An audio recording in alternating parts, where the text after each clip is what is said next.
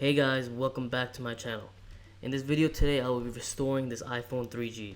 Currently it is not turning on. There are no signs of power. This phone is actually about 15 years old and released in 2008. It's a pretty old phone but still looks timeless. This was actually one of Apple's advertisements when the phone came out. Compared to the iPhone 14, the iOS on this phone is very simple. There was no iCloud on iOS 3, and all of the latest features you see today, the iPhone 3G did not have.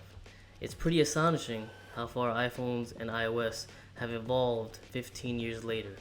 The story behind this phone is that it was abandoned from a customer that left it 15 years ago to be repaired. Today, I will be doing that repair it needed, which was originally supposedly a screen replacement, but due to the age of the battery, has degraded and it needs that as well.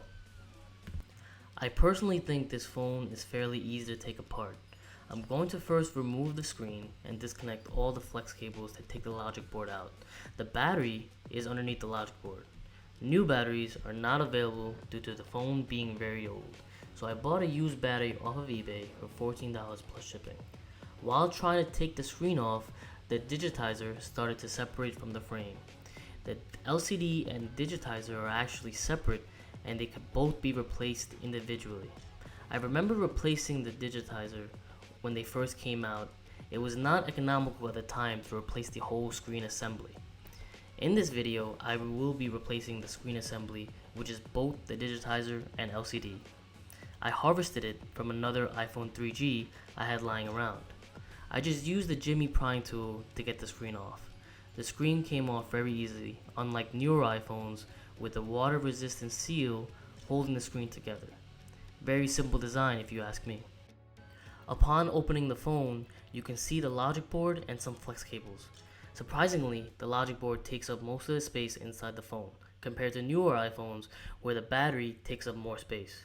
On the iPhone 14, the logic board is a lot smaller compared to this one and is layered together to make a more compact design. The SIM tray is actually on top of the phone. Apple made the switch in design when they made the iPhone 4. The SIM tray is now on the right or left side of the phone, not on top of the phone anymore. The iPhone 3G SIM tray was also plastic, like the body. The glass and aluminum backsides also started with the iPhone 4. The battery actually has a pull tab, which Apple has incorporated to make easy taking the battery out. Unfortunately, the adhesive under the battery was so old that the pull tab did not work in my case.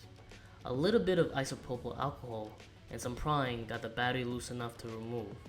If you guys are curious about that date written on the board, it was from a previous tech that replaced the LCD back in 2012.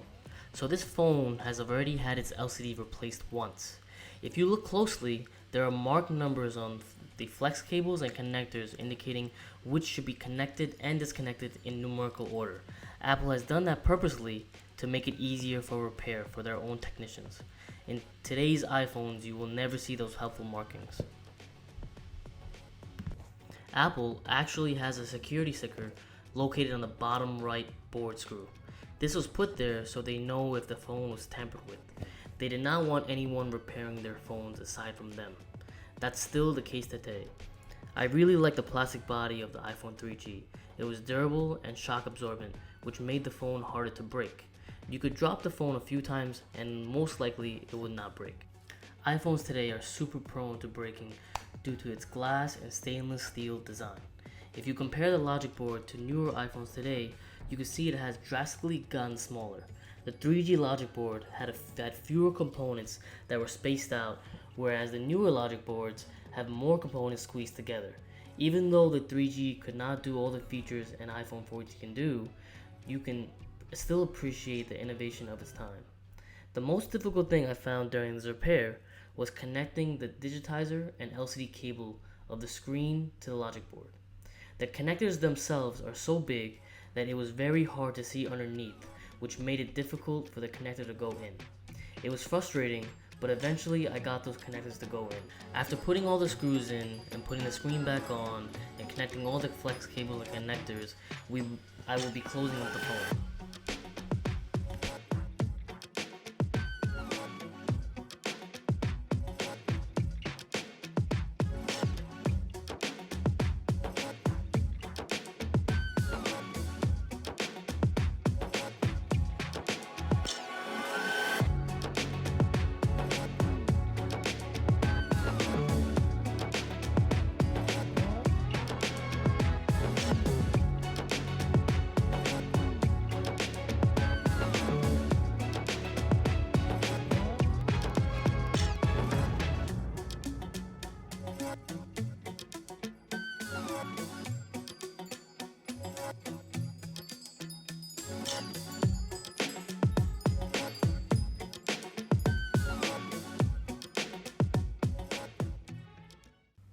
After charging the phone, we could finally see some life.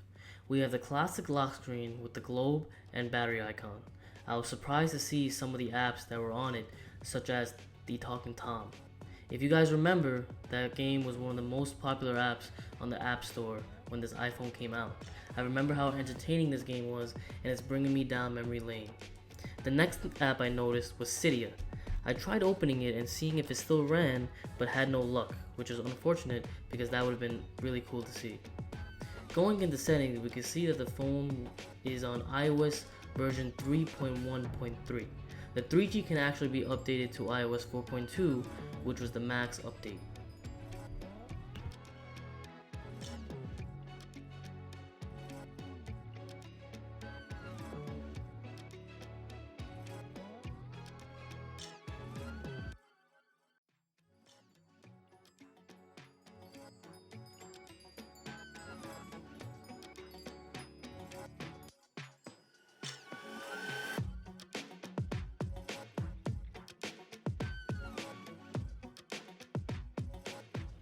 Thanks for watching, guys. Please share and subscribe, and stay tuned for the next video.